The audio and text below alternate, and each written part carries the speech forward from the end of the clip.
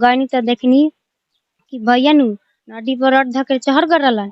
आ ममता देवी जन बाड़ी उ हमार माँ के मुंह में कपड़ा दब देले रहली।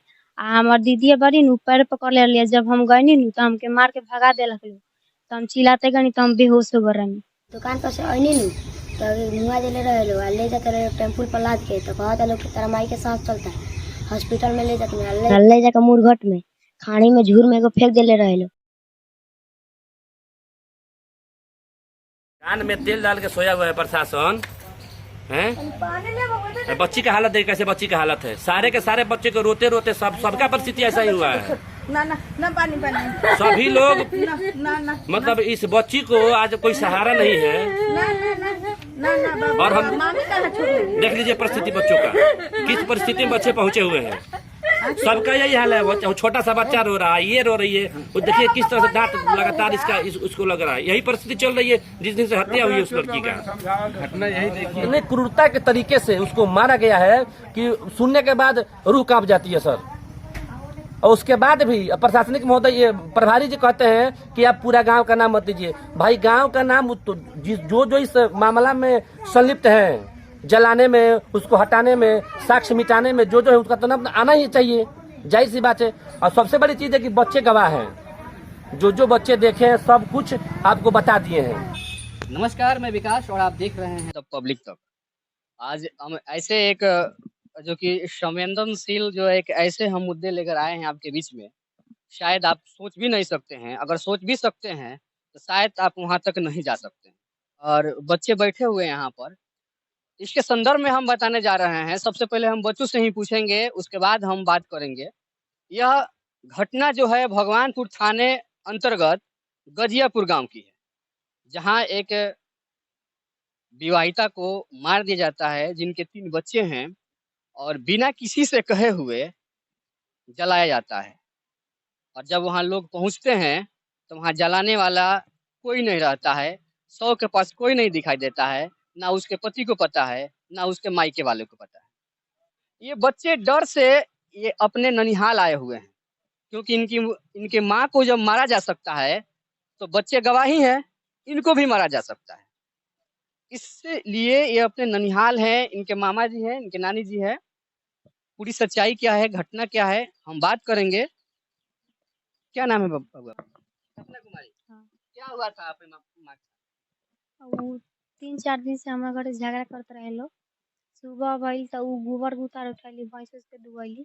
उ कहली कि तू जा खाना बना, हम जातनी पूजा करे। हम खाना बनाए चल गनी। उ नहा के गईली बाबा घर में पूजा करे। त हमर बड़की माँ, हमर भैया, हमर भाभी आ हमर दीदिया क्या नाम गइल। है? हमरा बड़की माँ के लालती देवी, हमारा भैया के नाम ह धर्मेंद्र यादव, हमारा भाभी के नाम ह ममता देवी, हमारा दीदी के नाम ह परमिला कुमारी। तो जब माँ के रुआ मारत रहलन लोग तो वो कहाँ रहनी हो? हम पीछा खाना बनावत रहनी।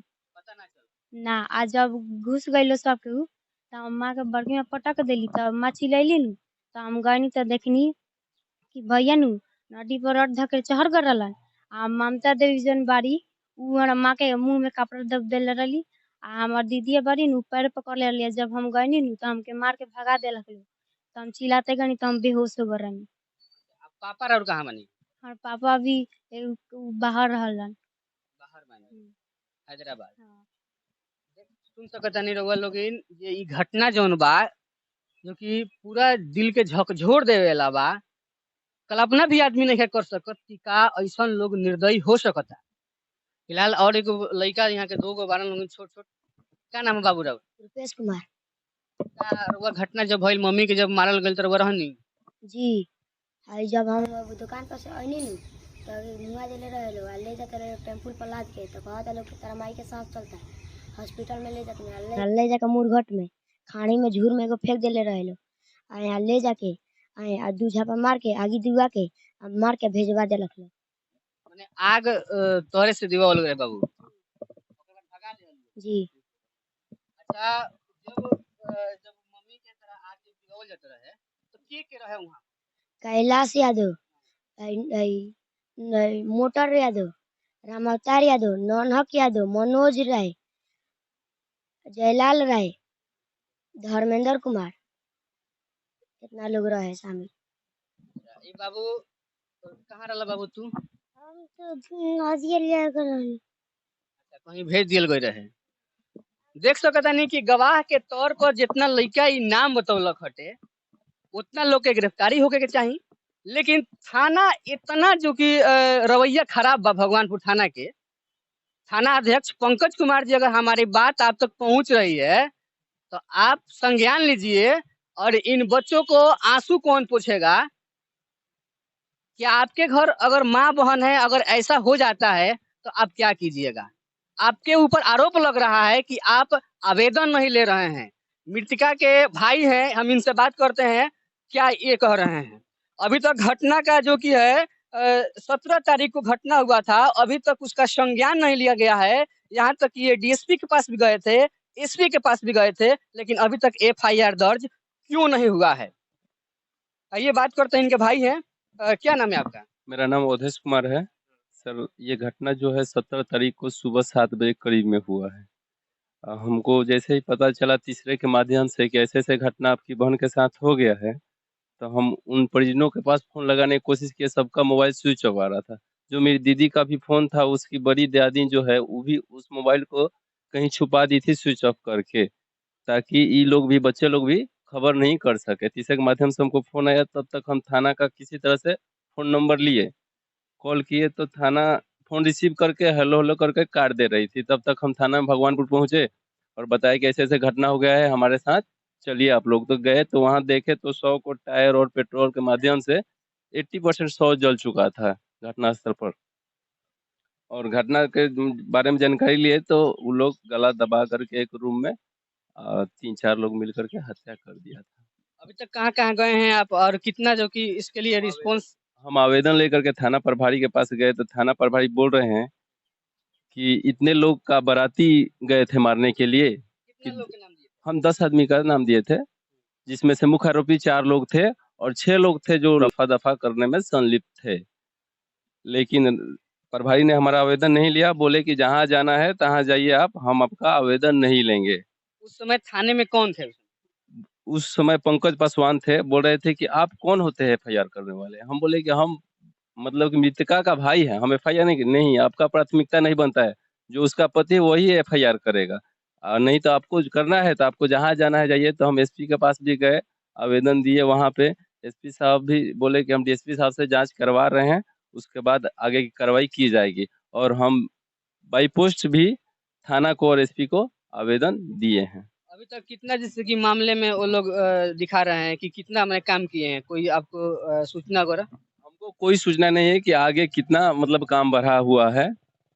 अभी तक तो हमें कोई जानकारी नहीं मिली है।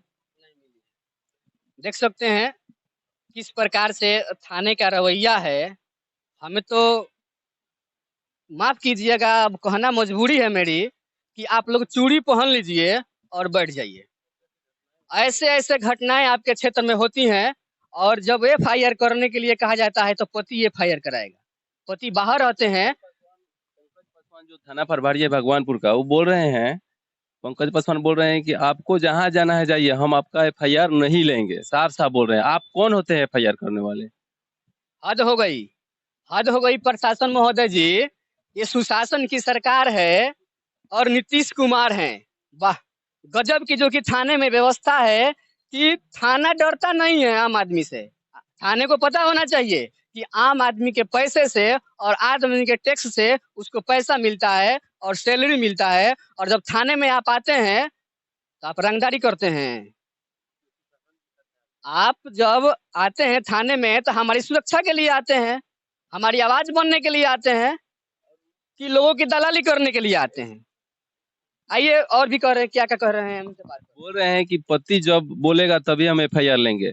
पति को सूचना 7 बजे सुबह में मिल गई और वो भी हमको सूचना नहीं दिए कि आपकी बहन के साथ ऐसे ऐसे हो गया है। तो ये इसमें तो कहीं ना कहीं पति भी संलिप्त है, तब ना हमको सूचना नहीं दिए कि मतलब कि तुम्हारी बहन के साथ ऐसे घटना हो गया है। आज थाना प्रभारी बोल रहे हैं कि तुम्हारा पति ही एफआईआर हो करेगा। ये बच्चे सबका भी गवाह लिए, लेकिन एफआईआर हमारा नहीं लिए। ये गई थी साथ में, बोली कि ऐसे ऐसे मेरे मम्मी के साथ हुआ है, तभी एफआईआर हमारा दर्ज नहीं हुआ। बताइए, हद हो गई भाई, ये तो बिल्कुल हद हो गई। जो गवाह हैं, जो बच्चे हैं, इनकी गवाही नहीं ली जाती है, पति गवाही देगा तो होगा। ये बच्चा बता रहा है कि जब मेरी माँ को जब ले जा रहे थे टेम्पू में तो बोल रहे थे कि तबीयत खराब है। ये बच्चा गवाह है कि इन्होंने दिया अपनी मम्मी को। इससे बड़ा गवाह क्या चाहिए? जब पति जब बाहर है तो वो कैसे गवाही देगा, कैसे वो घटना को जानकारी करेगा? ये बच्चे हैं, खाना बना रहे थे, इनके आंसू कौन पोंछेगा? आप जैसे दलाल थानेदार लोग के चलते पूरे सिस्टम जो कि बर्बाद होता है, खराब होता है, और आप चंद कुछ पुलिस वालों के चलते पूरी सिस्टम पर दाग लग जाती है। क्या ऐसे ही चलेगा? हमारी मांग है सीवान के एसपी साहब से और महाराजगंज के डीएसपी साहब से और भगवानपुर थाने की जो हमारे टीम है और उसके जो लीडर हैं पंकज कुमार जी, आप उसका संज्ञान लीजिए और इन बच्चों को न्याय दिलाइए। नहीं तो आपको पैसे से आप खरीदे जा सकते हैं, बेचे जा सकते हैं, लोगों की नजरों में आप अच्छे हो सकते हैं, लेकिन भगवान कभी इसके लिए माफ नहीं करेंगे। हम कुछ तो कह नहीं सकते हैं यहाँ पर, हम बच्चों के साथ संवेदना व्यक्त कर सकते हैं बच्चों से। अब देखिए, अब ये बच्चे यहाँ क्यों हैं? बच्चे अब यहाँ क्यों हैं? क्योंकि धमकी दी जा रही है कि अगर आप सही बताओगे तो आपको भी मार दिया जाएगा। इसलिए क्योंकि इनकी मम्मी को मारा जा सकता है तो बच्चों को भी मारा जा सकता है। और विटनेस के तौर पे, गवाह के तौर पे अब यही बच गए हैं। प्रशासन से क्या आप मांग करते हैं? प्रशासन से हम यही मांग करते हैं कि घटना का सही से जांच करके संज्ञान लिया जाए और दोषियों के खिलाफ कार्रवाई किया जाए जो उचित हो। बस इनका एक ही मांग है कि दोषियों के खिलाफ कार्रवाई होनी चाहिए और जो उचित जो उनकी सजा है वो मिलनी चाहिए।